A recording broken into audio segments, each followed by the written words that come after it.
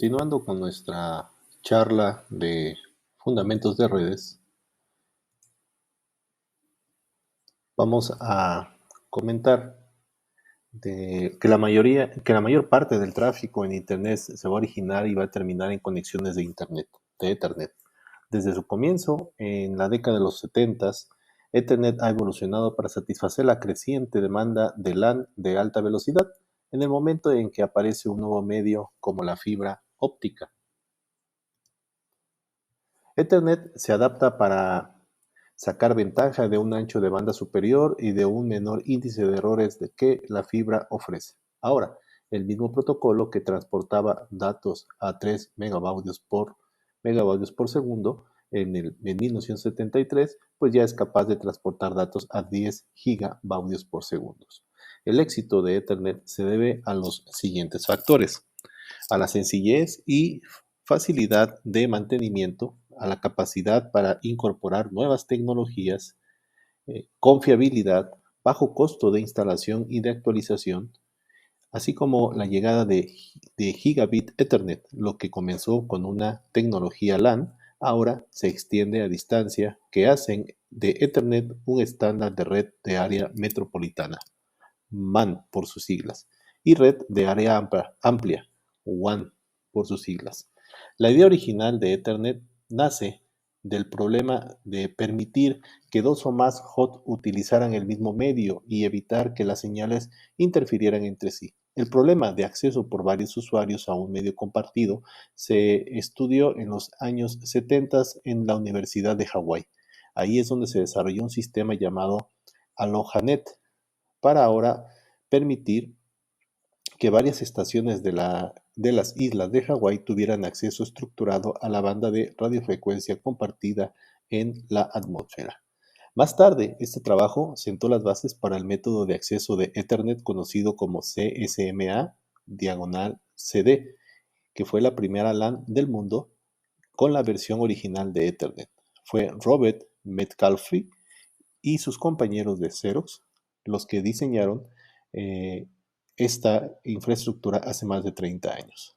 El primer estándar de Ethernet fue publicado por un consorcio formado por Digital Experiment Company, Intel y Xerox, por su combinación de siglas DICS. Metcalfe quería que Ethernet fuera un estándar compartido a partir del cual todos se podían beneficiar, de modo que se lanzó como estándar abierto.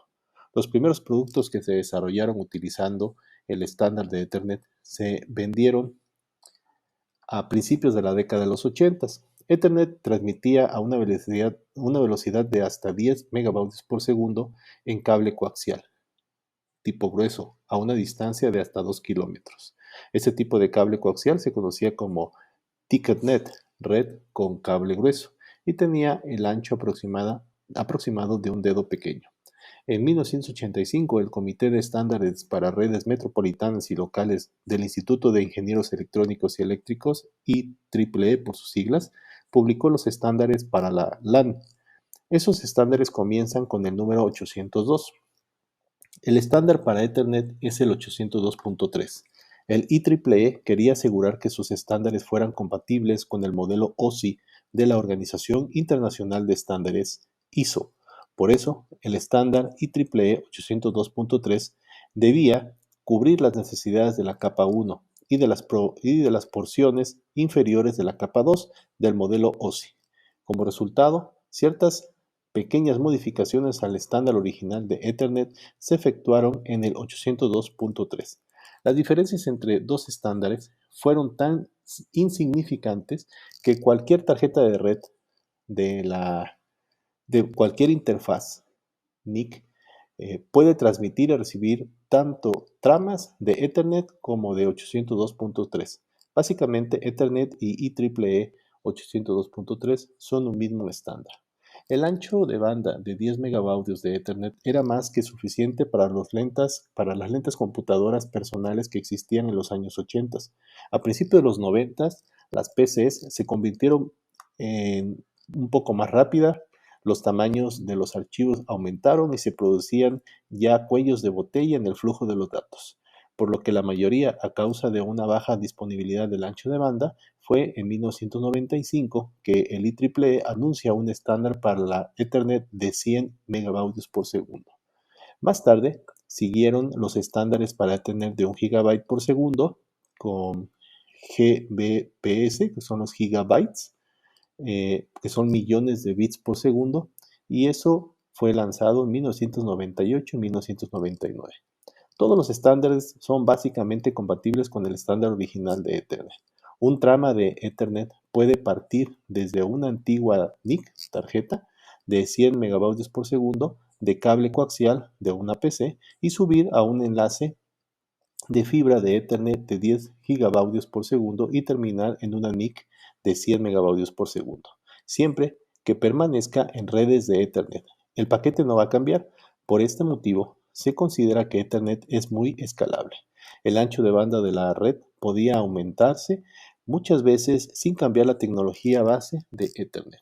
El estándar original de Ethernet ha sufrido una gran cantidad de enmiendas por el fin de administrar nuevos medios y mayores velocidades de transmisión. Estas enmiendas sirven de estándar para la tecnología emergente y para mantener la compatibilidad entre las variaciones de Ethernet. Ethernet no es una tecnología para networking, sino una familia de tecnologías para networking que incluye Legacy, Fast Ethernet y Gigabit Ethernet.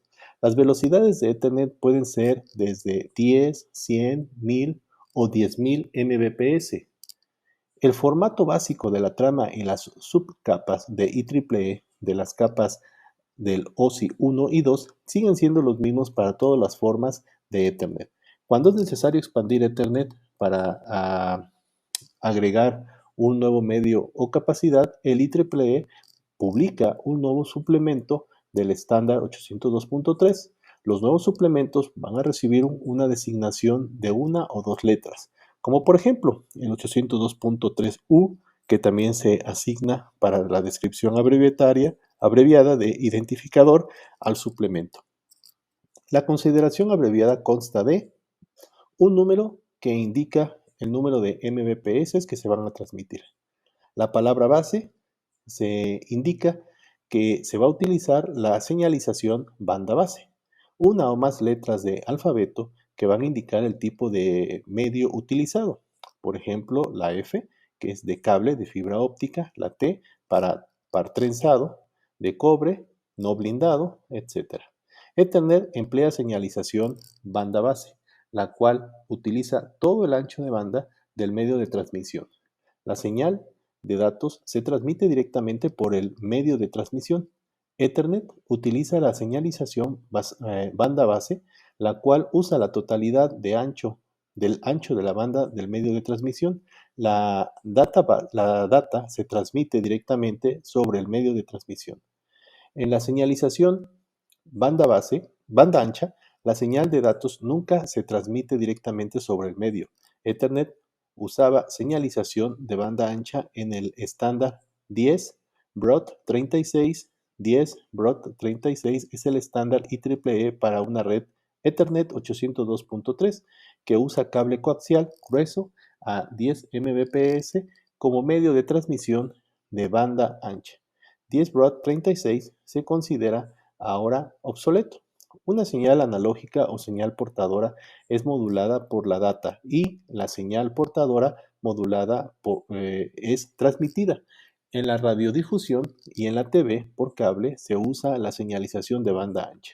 Una señal analógica, señal que es la señal portadora, se modula por la data y se transmite la señal portadora modulada. Las estaciones de radio y la TV por cable utilizan la señalización de banda ancha.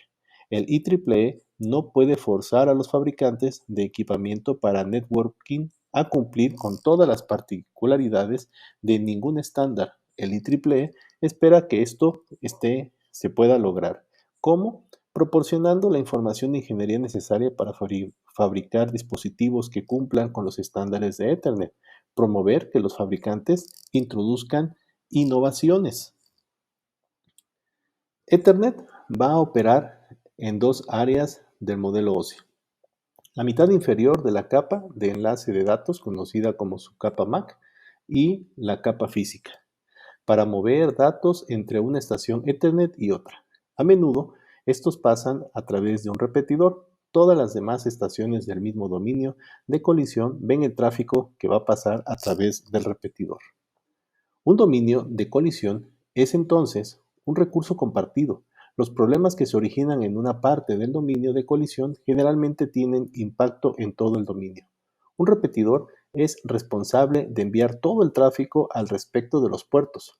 El tráfico que el repetidor recibe nunca se envía al puerto por el cual lo recibe. Se enviará toda la señal que el repetidor detecte. Si la señal se degrada por atenuación o ruido, el repetidor intenta reconstruirla y regenerarla. Los estándares garantizan un mínimo ancho de banda y operatividad, especificando el máximo número de estaciones por segundo, la longitud máxima del mismo, el máximo número de repetidores entre estaciones, etc. Las estaciones separadas por repetidores se van a encontrar dentro del mismo dominio de colisión. Las estaciones separadas por puentes o router se encuentran en dominios de colisión diferente. En la figura podemos nosotros relacionar una variedad de tecnologías Ethernet con la mitad, con la mitad inferior de la capa 2 y con toda la capa 1 del modelo OSI. Ethernet de la capa 1 va a incluir las interfaces con los medios, señales, corrientes de bits que se transportan en los medios, componentes que transmiten la señal en los medios y las distintas topologías. La capa 1 de Ethernet tiene un papel clave en la comunicación que se produce entre los dispositivos. Pero cada una de estas funciones tiene limitaciones. La capa 2 se va a ocupar de estas limitaciones. Las subcapas de enlaces de datos contribuyen significativamente a la compatibilidad de tecnología y comunicación con la computadora. La subcapa MAC, por sus siglas, trata los componentes físicos que se utilizarán para comunicar la información. La subcapa de control de enlace lógico LLC sigue siendo relativamente independiente del equipo físico que se va a utilizar en el proceso de comunicación. Podemos observar que se relaciona una variedad de tecnologías Ethernet con la mitad inferior de la capa 2 y con toda la capa 1 del modelo. O sí, aunque hay otras variedades de Ethernet, las que se pueden mostrar son las de el mayor uso difundido. Dentro de las denominaciones, para permitir el envío local de las tramas en Ethernet, se debe contar con un sistema de direccionamiento, una forma de identificar las computadoras y las interfaces de manera exclusiva. Ethernet va a utilizar direcciones MAC que tienen 48 bits de largo y se expresan como 12 dígitos hexadecimales. Los primeros 6 dígitos hexadecimales que IEEE administra identifican al fabricante o al vendedor. Esta porción de la dirección de MAC se conoce como identificador exclusivo organizacional, por sus siglas OUI. Los 6 dígitos hexadecimales restantes representan el número de serie de una interfaz u otro valor administrado por el procesador mismo del equipo. Las direcciones MAC a veces se denominan direcciones grabadas, BIA, ya que esas direcciones se van a grabar en la memoria de solo lectura de la ROM y se copian en la memoria de acceso aleatorio RAM cuando se inicia la NIC. En la capa MAC de enlace de datos se agregan encabezados e información final a los datos de la capa superior. El encabezado y la información final contiene información del control destinada a la capa de enlace de datos en el sistema destino. Los datos de las entidades de las capas superiores se van a encapsular dentro de la trama de la capa de entrada, de enlace, entre el encabezado y el cierre, para luego ser enviadas sobre la red. La NIC utiliza la dirección MAC para evaluar si el mensaje se debe pasar o no a las capas superiores del modelo OSI. La NIC realiza esta evaluación sin utilizar tiempo de procesamiento de la CPU, permitiendo mejores tiempos de comunicación en una red Ethernet. En una red Ethernet, Cuando un dispositivo envía datos, puede abrir una ruta de comunicación hacia el otro dispositivo utilizando la dirección MAC destino. El dispositivo origen adjunta un encabezado con la dirección MAC del destino y envía los datos a la red. A medida que estos datos viajan a través de los medios de red, la NIC de cada dispositivo de la red va a verificar si su dirección MAC coincide con la dirección destino física que transporta la trama de los datos. Si no hay concordancia, la NIC descarta la trama de datos. Cuando los datos llegan al nodo destino, la NIC hace una copia y pasa la trama hacia las capas superiores del modelo OSI. En una red, todos los nodos deben examinar el encabezado MAC, aunque los nodos que están comunicados estén lado a lado. Todos los dispositivos conectados a la LAN de Ethernet tienen interfaces con dirección MAC, incluidas las estaciones de trabajo, impresoras, routers y switches. Las corrientes de bits configuradas, que son los datos en medios físicos, representan un logro tecnológico extraordinario, pero por sí solas no basta para que las comunicaciones puedan llevarse a cabo. El entramado ayuda a obtener información esencial que, de otro modo, no se podría obtener solamente con las corrientes de bits codificadas. Entre los ejemplos de dicha información se incluye cuáles son las computadoras que se comunican entre sí, cuándo comienzan y cuándo terminan la comunicación entre computadoras individuales, proporciona un método para detectar los errores que se produjeron durante la comunicación, quién tiene el turno para hablar en una conversación entre computadoras. El entramado es el proceso de encapsulación de la capa 2. Una trama es la unidad de datos del protocolo de la capa 2. Se podría utilizar un gráfico de voltaje en función de tiempo para utilizar los bits. Sin embargo, cuando se trabaja con grandes unidades de datos e información de control y direccionamiento, los gráficos de voltaje en función de tiempo pueden volverse excesivamente grandes y confusos. Otro tipo de diagrama que se puede utilizar es el diagrama de formato de trama, que se basa en los gráficos de voltaje en función de tiempo. Estos diagramas se leen de izquierda a derecha como un gráfico de osciloscopio y los diagramas de formato de trama muestran distintas agrupaciones de bits, que son campos que ejecutan otras funciones. Hay varios tipos distintos de tramas que se describen en diversos estándares. Una trama genérica tiene secciones denominadas campos y cada campo está formado por bytes. Los nombres de los campos son campos de inicio de trama, campos de dirección, campos de longitud tipo, campos de datos, campos de secuencia de verificación de trama. Cuando las computadoras se conectan en un medio físico, debe existir alguna forma de informar a los otros computadoras cuando están próximos a enviar un trama. Las diversas tecnologías tienen distintas formas para hacerlo, pero todas las tramas de cualquier tecnología tienen una secuencia de señalización de inicio de bytes. Todas las tramas contienen información de denominación como por ejemplo el nombre de la computadora de origen, que es la dirección MAC, y el nombre de la computadora de destino, que también es su propia dirección MAC. La mayoría de las tramas tienen algunos campos especializados. En algunas tecnologías, el campo longitud especifica la longitud exacta de una trama en bytes. Algunas tienen un campo denominado tipo, que especifica el protocolo de la capa 3 que realiza la petición de envío. La razón del envío de tramas es hacer que los datos de las capas superiores, especialmente los datos de aplicación del usuario, lleguen desde el origen hasta el destino. El paquete de datos incluye el mensaje a ser enviado o los datos de aplicación del usuario. Puede resultar necesario agregar bytes de relleno de modo que las tramas tengan una longitud mínima para los fines de temporalización.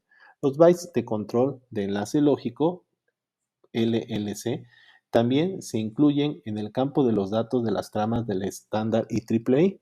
La subcapa LLC toma los datos de protocolo de la red, un paquete IP y agrega información de control para ayudar a entregar ese paquete IP al nodo de destino. La capa 2 se comunica con la capa de nivel superior a través de LLC.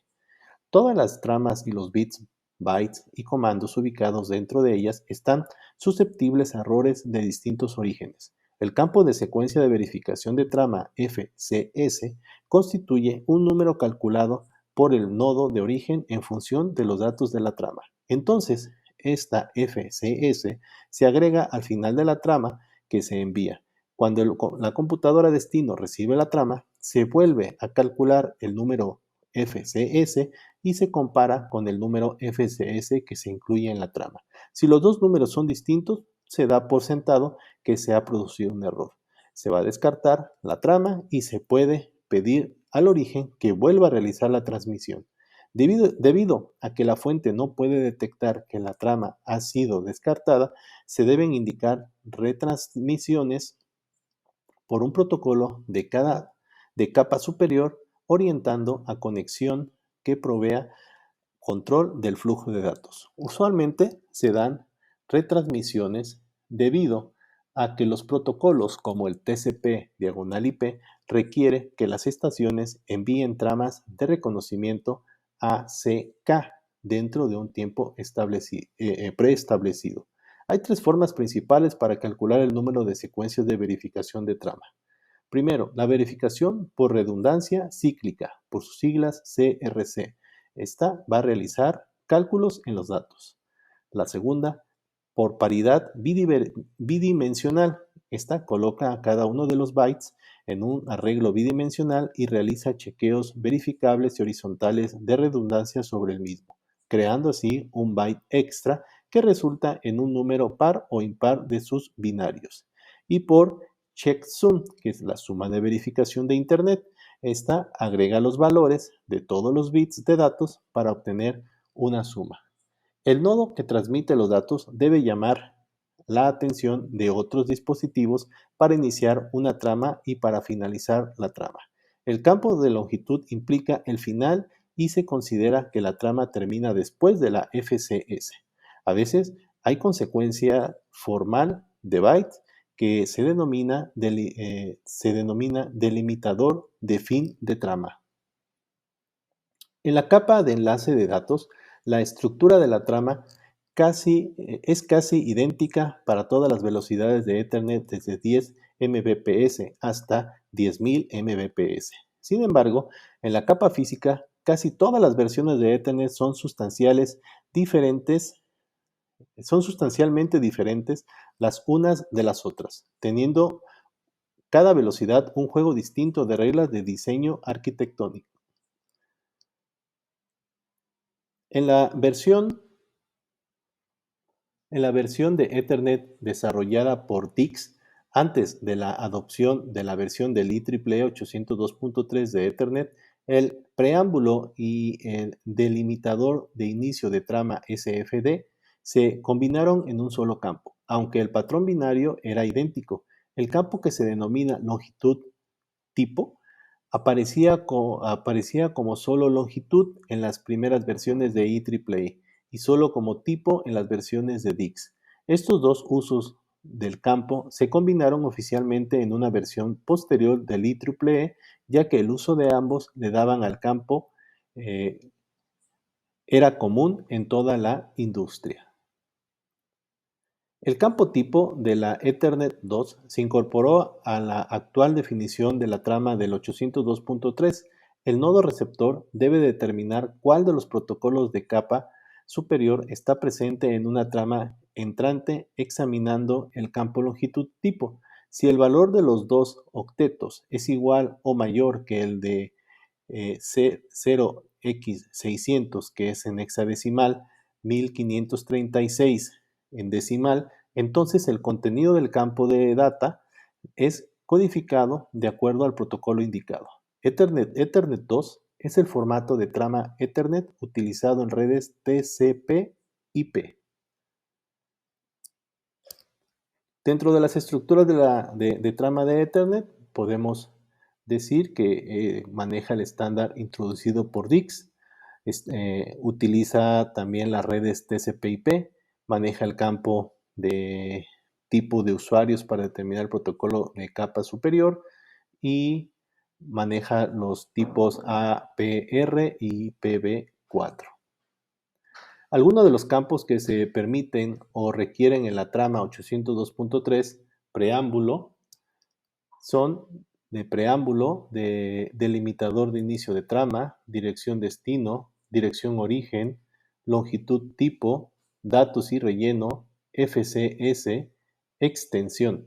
El preámbulo es un patrón internado de 1 y ceros que se utiliza para la sincronización de los tiempos en implementaciones de 10 Mbps y menores de Ethernet.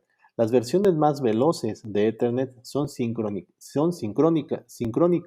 y esta información de temporización es redundante, pero se retiene por cuestiones de compatibilidad. Un delimitador de inicio de trama en un campo de un octeto que marca el final de la información de temporización y contiene la secuencia de bits 10101011, entonces el campo de dirección destino va a contener la dirección destino MAC. La dirección destino puede ser unicase, multicase o de broadcase. El campo de dirección de origen contiene la dirección MAC de origen. La dirección origen generalmente es la dirección unicase del caso de transmisión de Ethernet. Sin embargo, existe un número creciente de protocolos virtuales en uso que utilizan y a veces comparten una dirección MAC origen especificada para identificar la entidad virtual. El campo longitud tipo admite dos usos diferentes. Si el valor es menor a 1536 decimal o 0 por 600 en hexadecimal, entonces el valor va a indicar la longitud. La interpretación de la longitud se va a utilizar cuando la capa LLC proporciona la identificación del protocolo. El valor del tipo especifica el protocolo de capa superior que reciben los datos una vez que se ha completado el procesamiento de Ethernet. La longitud indica la cantidad de bytes de datos que sigue este campo. Los campos de datos y de relleno, de ser necesarios, pueden tener cualquier longitud mientras que la trama no exceda el tamaño máximo permitido de la trama. La unidad máxima de transmisión, la MTU, para Ethernet es de 1500 octetos, de modo que los datos no deben superar dicho tamaño. El contenido de este campo no está especificado. Se inserta un relleno no especificado inmediatamente después de los datos del usuario cuando no hay suficientes datos de usuario para que la trama cumpla con la longitud mínima especificada. Entonces Ethernet requiere que cada trama tenga entre 64 y 1518 octetos de longitud. Una FCS contiene un valor de verificación CRC de 4 bytes, creado por el dispositivo emisor y recalculado por el dispositivo receptor para verificar la existencia de tramas diseñadas, ya que la corrupción de un solo bit en cualquier punto desde el inicio de la dirección destino hasta el extremo del campo del FCS hará que la checksum, que la suma de verificación, sea diferente, por lo que la cobertura de la FCS se autoincluye. No es posible distinguir la corrupción de la FCS en sí y la corrupción de cualquier campo previo que se utilizó en el cálculo. Respecto al control de acceso del medio MAC, se refiere a los protocolos que que determinan cuál de las computadoras de un entorno de medios compartidos con dominio de colisión pueden transmitir los datos. La subcapa MAC junto con la subcapa LLC van a constituir la versión IEEE de la capa 2 del modelo OSI. Tanto MAC como LLC son subcapas de la capa 2. Hay dos categorías amplias del control de acceso al medio: determinística. Una es por turnos y la no determinística, el que primero llega, primero se sirve. Como ejemplos de protocolo de terminación está el token ring y el FDDI, que es una red de token ring. En una red de token ring los hosts individuales se disponen en forma de anillo y un token de datos especial que se transmite por el anillo a cada host En secuencia, cuando un host desea transmitir, retiene el token, transmite los datos por un tiempo limitado y luego va a enviar el token al siguiente host del anillo. El token ring es un entorno sin colisiones, ya que solo un host es capaz de transmitir a la vez. Los protocolos MAC no determinísticos van a utilizar el enfoque de el primero que llega, el primero que sirve. El CSMA, diagonal CD, que es un sistema simple. La NIC espera la ausencia de señales en el medio y comienza a transmitir. Si dos nodos transmiten al mismo tiempo, se va a producir una colisión y ningún nodo podrá transmitir. Las tres tecnologías comunes de la capa 2 pues son el Token Ring, el FDDI y el Ethernet. Las tres especifican aspectos de la capa 2, la LLC, denominación entramado y MAC, así como también los componentes de señalización y de medios de capa 1.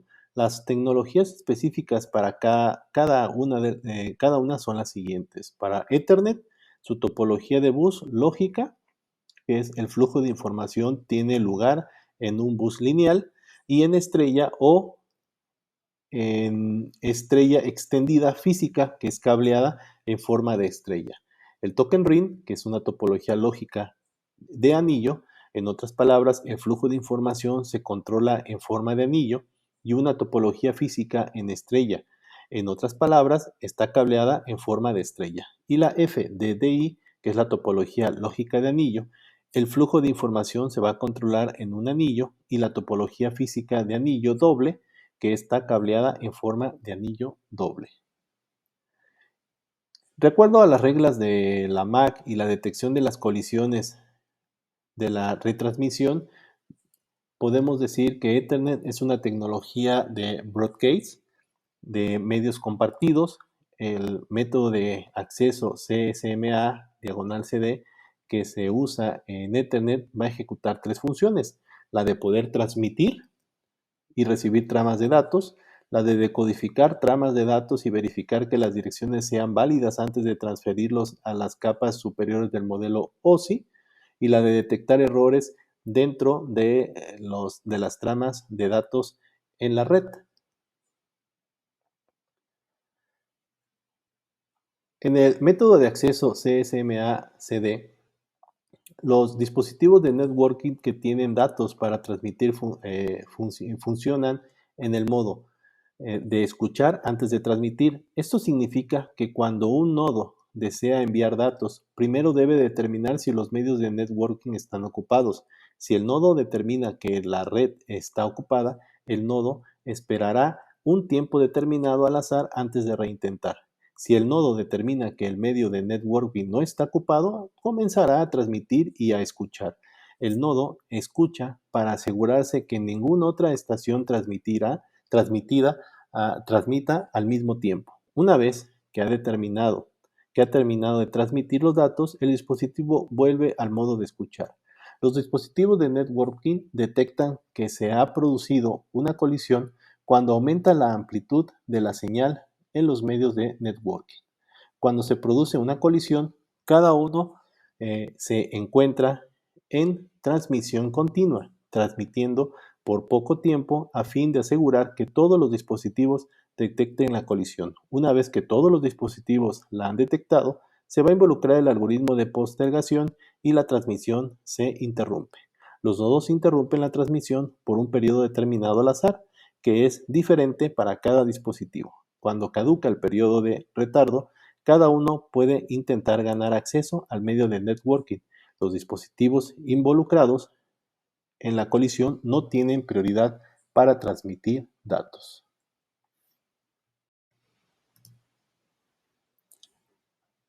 Respecto a la temporización de Ethernet, las reglas y especificaciones básicas para el adecuado funcionamiento de Ethernet no son particularmente complicadas, aunque algunas de las implementaciones más veloces de la capa física así se están volviendo. A pesar de su sencillez básica, cuando se produce un problema en Ethernet, a menudo resulta difícil determinar el origen, debido a la arquitectura común en bus de Ethernet. también descrita como un punto único de falla distribuido. El alcance del problema a menudo abarca a todos los dispositivos del dominio de la colisión. En los casos en que se utilizan repetidores, esto puede incluir dispositivos separados hasta por 4 segmentos. Cualquier estación de una red Ethernet que desee transmitir un mensaje primero debe de escuchar para asegurar que ninguna otra estación se encuentre transmitiendo. Si el cable está en silencio, la estación comienza a transmitir de inmediato. La señal eléctrica tarda un tiempo en transportarse por el cable, que es el retardo, y cada repetidor subsiguiente introduce una pequeña cantidad de latencia en el envío de la trama desde un puerto al siguiente. Debido al retardo y a la latencia, es posible que más de una estación comience a transmitir a la vez o casi al mismo tiempo. Esto va a producir una colisión. Si la estación conectada opera en full duplex, entonces la estación puede enviar y recibir de forma simultánea y no se debería producir colisiones. Las operaciones en full duplex también cambian las consideraciones de temporización y eliminan el concepto de la ranura temporal. La operacionalización en full duplex permite diseños de arquitectura de redes más grandes, ya que se elimina la restricción en la temporización para la detección de colisiones.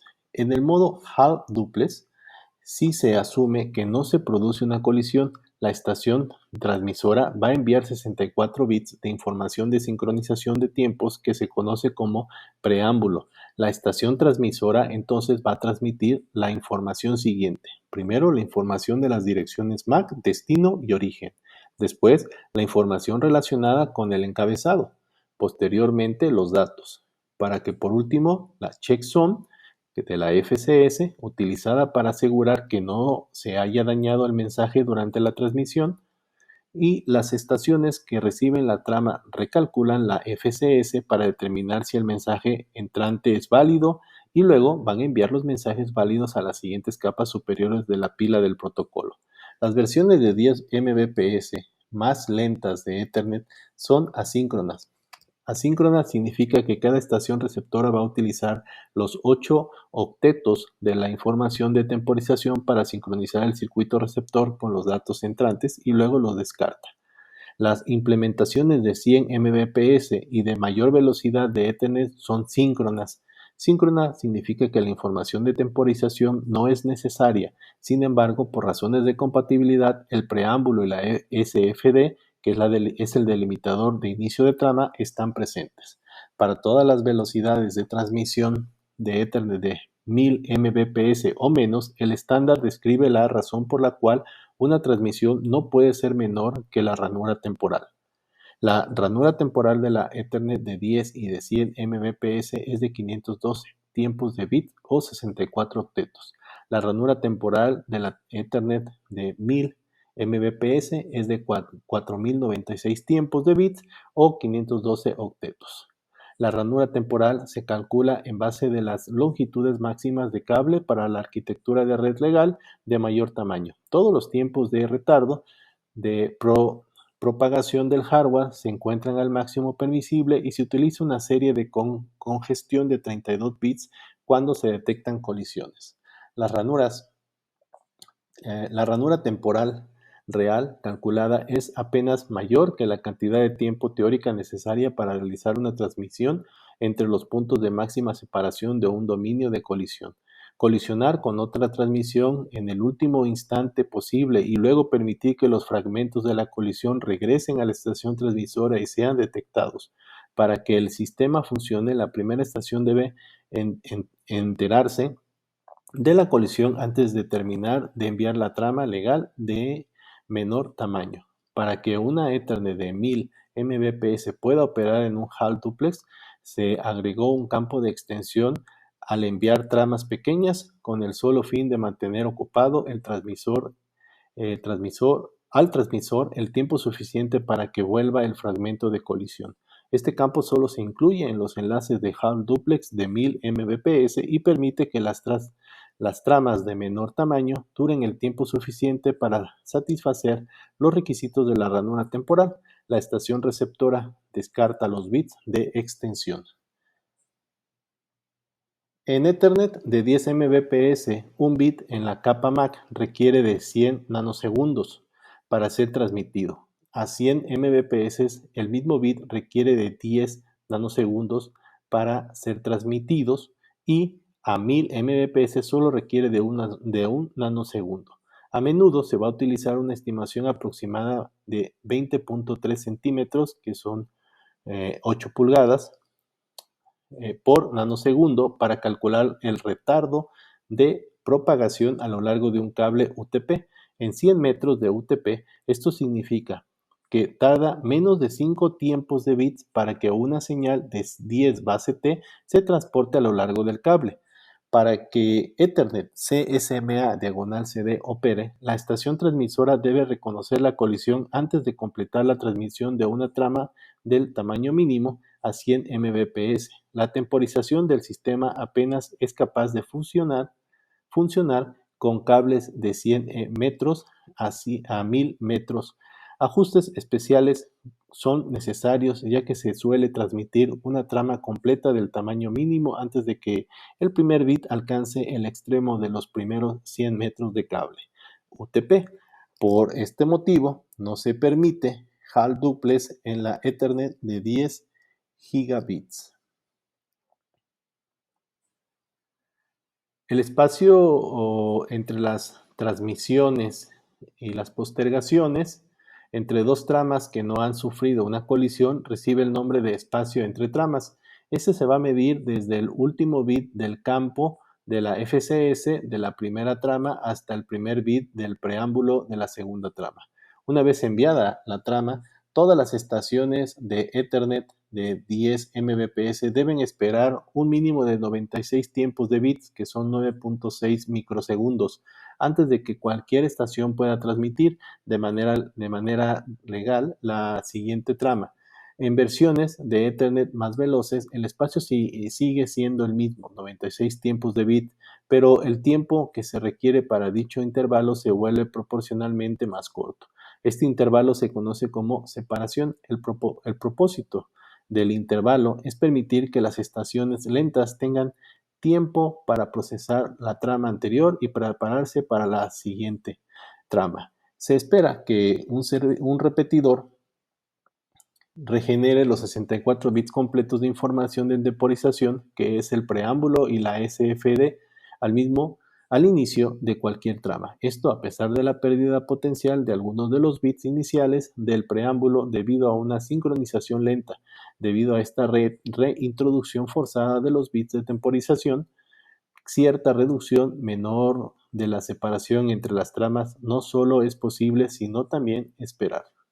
Algunos chipsets de Ethernet son sensibles a un acortamiento del espacio entre las tramas y comienzan a dejar de ver las tramas a medida que se reduce la separación. Con el aumento del poder de procesamiento en el escritorio, resultará muy sencillo para una computadora personal saturar un segmento de Ethernet con tráfico y comenzar una transmisión nueva antes de que se cumpla el tiempo de retardo del espacio entre las tramas.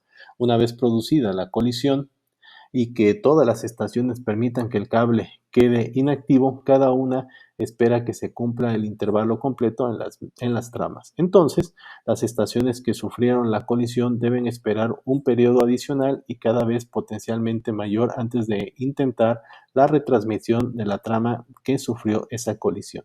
El periodo de espera está intencionalmente diseñado para que sea aleatorio, de modo que dos estaciones no demoren la misma cantidad de tiempo antes de efectuar la retransmisión, lo que causaría colisiones adicionales. Esto se va a lograr en parte al aumentar el intervalo a partir del cual se selecciona el tiempo de retransmisión aleatorio cada vez que se efectúa un intervalo de retransmisión. El periodo de espera se mide en incrementos, se mide en incrementos. Debido a esta reintroducción forzada de los bits de temporización, cierta reducción.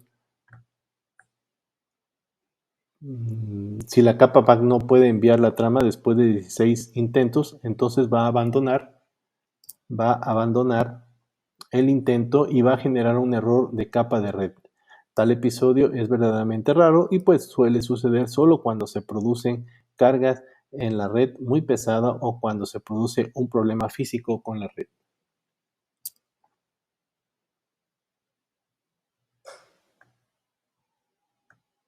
El estado de error más común en una red Ethernet son las colisiones. Las colisiones son el mecanismo para resolver la contención del acceso a la red. Unas pocas colisiones proporcionan una forma simple y sin problemas que usa pocos recursos para que los nodos de la red, para que los nodos de la red arbitren la contención para el recurso de red. Cuando la contención de la red se vuelve demasiado grave, las colisiones se convierten en un implemento significativo para la operación útil de la red. Las colisiones producen una pérdida del ancho de banda de la red equivalente a la transmisión inicial y a la señal de congestión de la colisión. Esto es una demora en el consumo y afecta a todos los nodos de la red, causando posiblemente una significativa reducción en su rendimiento. Una señal de congestión puede estar compuesta por cualquier dato binario, siempre que no forme una checksum apropiada para la proporción de la trama ya transmitida. El patrón de datos que se observa con mayor frecuencia para una señal de congestión es simplemente un patrón de 1010 que se repite al igual que el preámbulo. Cuando se observa con un analizador de protocolos, este patrón aparece como una secuencia repetida de A o 5 hexadecimales. Los mensajes corrompidos transmitidos de forma parcial generalmente se conocen como fragmentos de colisión o runts. Las colisiones normales tienen menos de 64 octetos de largo y por lo tanto reprueban tanto la prueba de longitud mínima como la prueba de checksum de FCS. Respecto a los tipos de colisiones, por lo general las colisiones se van a producir cuando dos o más estaciones de Ethernet transmiten al mismo tiempo dentro de un dominio de colisión.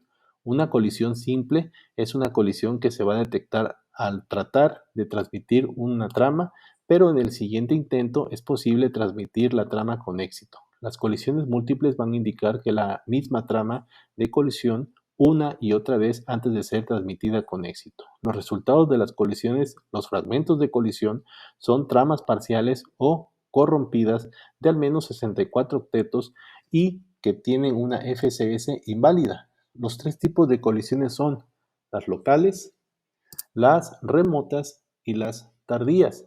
Para crear una colisión local en un cable coaxial 10 base 2 o 10 base 5, la señal va a viajar por el cable hasta que encuentra una señal que proviene de la otra estación. Entonces, las formas de onda se superponen cancelando algunas partes de la señal y reforzando o duplicando otras. La duplicación de las señales va a empujar al nivel de voltaje de las señales más allá del máximo permitido. Esta condición de exceso de voltaje es entonces detectada por todas las estaciones en el segmento local de cable por una colisión. En el inicio de la forma de la onda que estamos viendo, contiene datos normales codificados en Manchester. Unos pocos ciclos dentro de la muestra, la amplitud de onda se va a duplicar. Este es el inicio de la colisión, donde las dos formas de onda se superponen justo antes de la finalización de la muestra. La amplitud se vuelve normal. Esto va a suceder cuando la primera estación que detecta la colisión deja de transmitir y cuando todavía se observa la segunda, la señal de congestión proviene de la segunda estación que ha sufrido la colisión.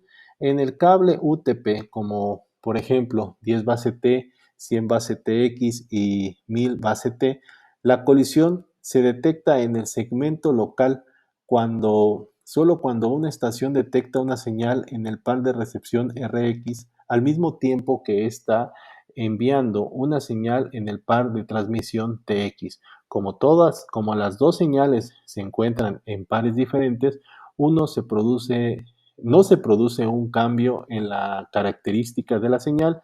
Las colisiones se reconocen en UTP solo cuando la estación opera en la Hall Duplex. La única diferencia funcional entre las operaciones de Hall Duplex y Full Duplex en este aspecto es si es posible o no que los pares de transmisión y de recepción se utilicen al mismo tiempo. Si la estación no proporciona no participa en la transmisión, no puede detectar una colisión local por otra parte.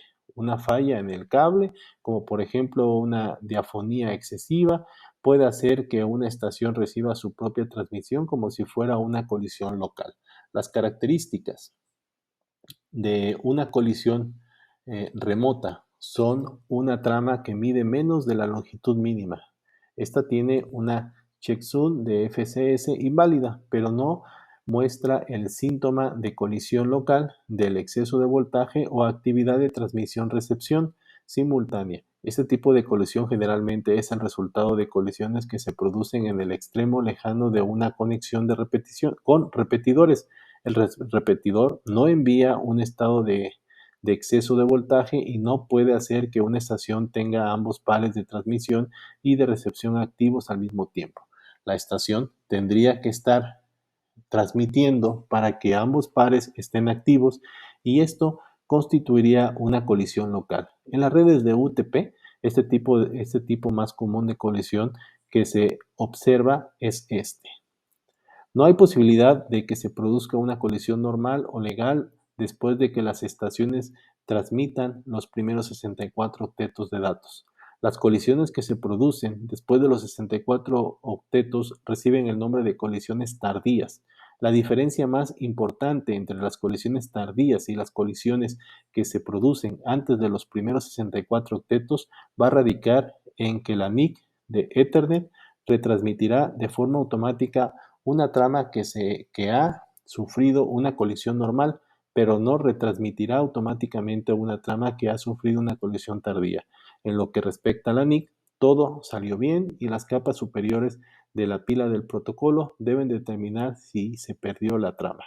A diferencia de la retransmisión, una estación que detecta una colisión tardía la maneja de la misma forma como si fuera una colisión normal. Dentro de los errores de Ethernet, el conocimiento de los errores típicos es invaluable para entender tanto la operación como la detección de las fallas en las redes Ethernet. Las siguientes son las fuentes de errores de Ethernet, como la colisión o run, que consiste en la transmisión simultánea que se produce antes de haber transmitido la ranura, la ranura temporal, la colisión tardía, que es la transmisión simultánea que se produce después de haber transcurrido la ranura temporal, los errores de intervalo, trama larga o jabber, que es la transmisión excesiva o ilegalmente larga, la trama corta, fragmento de colisión o runt, con T al final, runt, es una transmisión ilegal corta, el error FCS, que es una transmisión dañada, el error de alineamiento, que es el número insuficiente o excesivo de bits transmitidos, el error de intervalo, que es el número real y el número informado de octetos en una trama que en una trama no concuerda, y el fantasma o Haber, que es el preámbulo inusualmente largo o evento de congestión. Mientras las colisiones locales o remotas se consideran parte normal de las operaciones de Ethernet, las colisiones tardías son un error. La presencia de errores en una red siempre sugiere la necesidad de una mayor investigación. La gravedad del problema indica la urgencia de la detección de las fallas relativas a los errores detectados. A algunos errores detectados en varios minutos u horas suele ser una prioridad baja. Miles de detectados en pocos minutos sugieren que se requiere una atención urgente.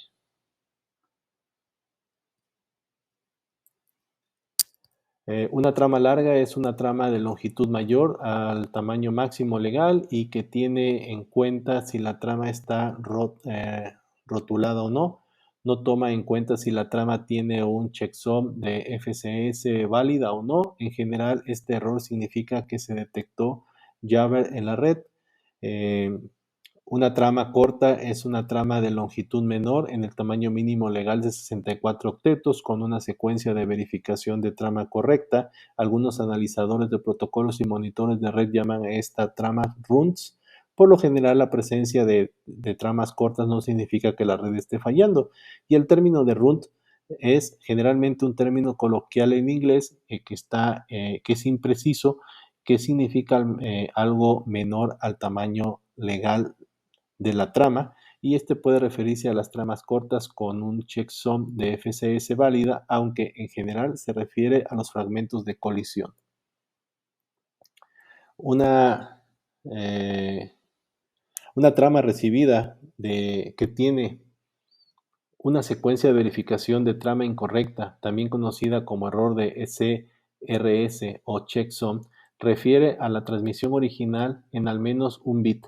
En una trama con error de FCS, es probable que la información del encabezado sea correcta, pero la checksum que calcula la estación receptora no concuerda con el checksum que adjunta la estación transmisora al extremo de la trama. Por lo tanto, se descarta la trama. Una gran cantidad de errores FCS provienen de una sola estación provenientes de una sola estación indican, por lo general, una NIC defectuosa y o fallas o corrupción en los controladores del software, o un cable defectuoso que conecta esa estación en la red. Si los errores FCS están asociados con muchas estaciones, por lo regular pueden restablecerse eh, a la presencia de un cableado defectuoso, una versión defectuosa del controlador de la NIC, un puerto de hub defectuoso o un ruido inducido en el sistema de cables. Un mensaje que no termina en un límite de octetos se conoce como error de alineamiento. En lugar del número correcto de bits binarios que forman agrupaciones completas de octetos, hay bits adicionales que sobran, menos de 8. Una trama así se trunca en el límite del octeto más cerrado, y si la checksum de la FCS falla, entonces se informa un error de alineamiento. Esto es causado a menudo por controladores de software dañados o una colisión, y con frecuencia vienen acompañados por una falla de la checksum de la FC. Las mallas a tierra y otros problemas de cableado son normalmente la causa de los fantasmas. La mayoría de las herramientas de monitoreo de la red no reconocen la existencia de fantasmas por la misma razón que no reconocen las colisiones de los preámbulos. Las herramientas confían completamente en que el chipset les dice.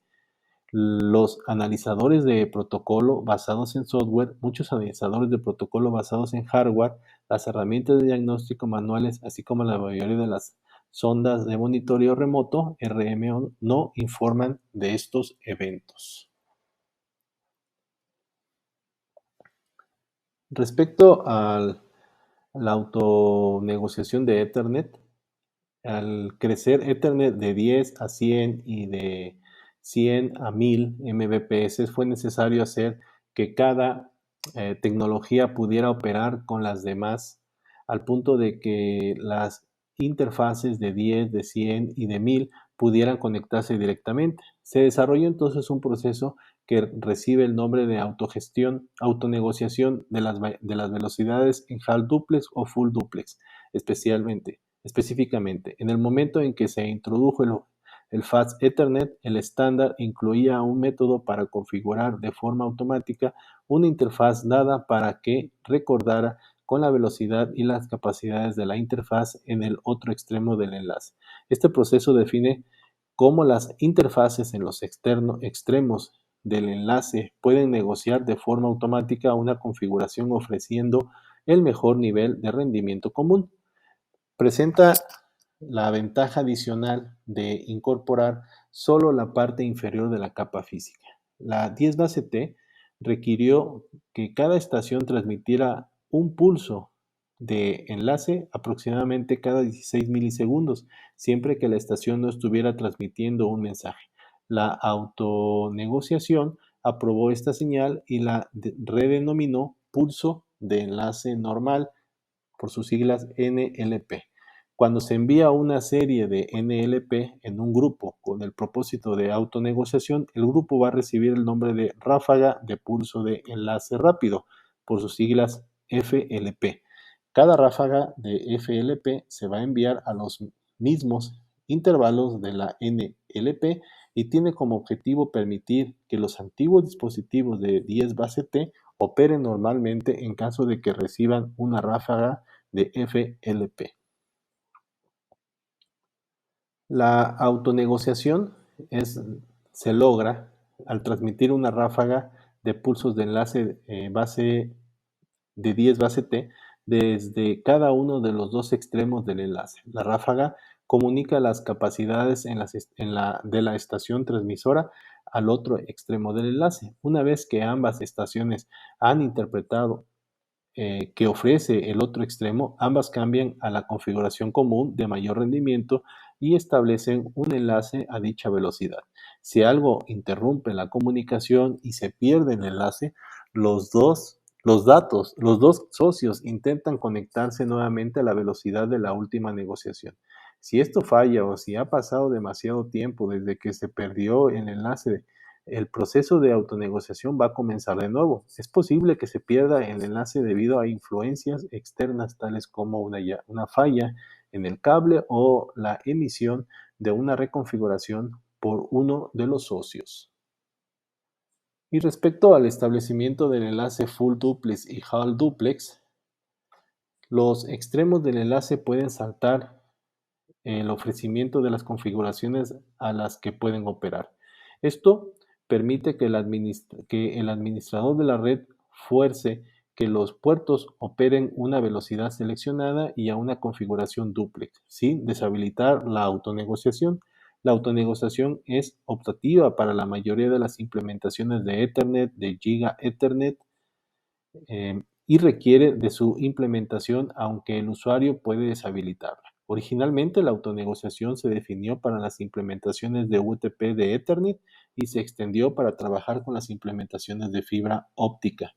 Cuando una estación autonegociadora realiza un primer intento de enlace, debe habilitarse a 100 base TX para que intente establecer un enlace de inmediato. Si la señalización de la base de 100 base TX está presente y la estación admite 100 base TX, intentará establecer un enlace sin negociación.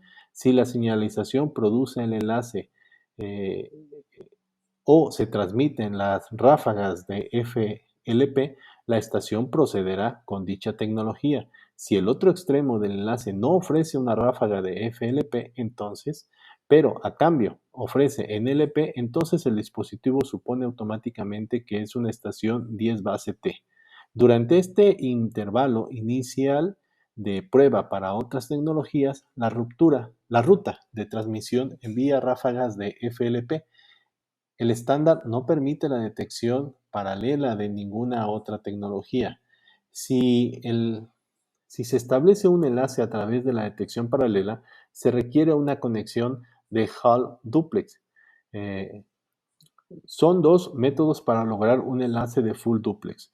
Uno es a través de un ciclo de autonegociación completo y el otro es forzar administrativamente a que ambos extremos del enlace realicen una conexión en full duplex. Si se fuerza a un extremo del enlace a conectarse en full duplex, pero el otro extremo intenta autonegociar, entonces seguramente se va a producir una falla de concordancia en el duplex y se van a producir colisiones y errores en ese enlace. Además, si se fuerza a un extremo a una conexión de full duplex y el otro también debe ser forzado. La excepción es Ethernet de 10 gigabits, que no admite conexiones de Hall duplex. Muchos proveedores implementan hardware de forma tal que va intentando los dispositivos estados posibles de forma cíclica. Transmiten ráfagas de FLP para autonegociación por unos momentos, luego se configuran para la Fast Ethernet, luego intentan enlazarse por unos instantes y luego solo escuchan. Algunos proveedores no van a ofrecer ningún intento para enlazarse hasta que la interfaz primero escuche una ráfaga de FLP o algún otro esquema de señalización. Y son dos las modalidades de duplex, la half y la full. Para los medios compartidos, el modo Hub Duplex es obligatorio. Todas las implementaciones en cable coaxial son Hub Duplex por naturaleza y no pueden operar en Full Duplex. Las implementaciones en UTP y fibra pueden operar en Hub Duplex. Las implementaciones de 10 gigabits se especifican solo para Full Duplex. En Hub Duplex, solo una estación puede transmitir a la vez. En las implementaciones de coaxial, en las implementaciones en coaxial, una transmisión desde una segunda estación hará que las señales se superpongan y se corrompan, como el UTP y la fibra. Por lo general, van a transmitir por pares distintos. Las señales no tienen oportunidad de superponerse o dañarse. Ethernet ha establecido las reglas de arbitraje para resolver los conflictos que surgen cuando más de una estación intenta transmitir al mismo tiempo. Se permite que dos estaciones de un enlace full duplex punto a punto transmitan en cualquier momento, independientemente de si la otra estación está transmitiendo.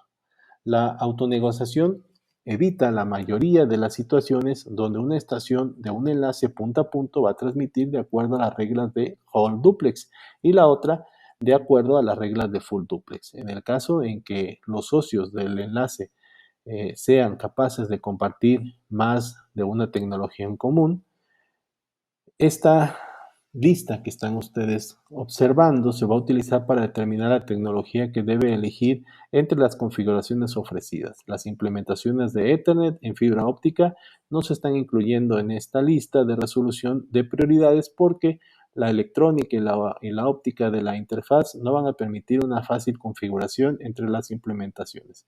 Se supone que las configuraciones de la interfaz es fija. Si las dos interfaces pueden autonegociar, entonces ya utilizan la misma implementación de Ethernet, pero sin embargo, todavía quedan varias opciones de configuración que tienen que determinarse, tales como es el ajuste del duplex o cuál es la estación que actuará como máster a los fines de sincronización. Con esto terminamos esta parte.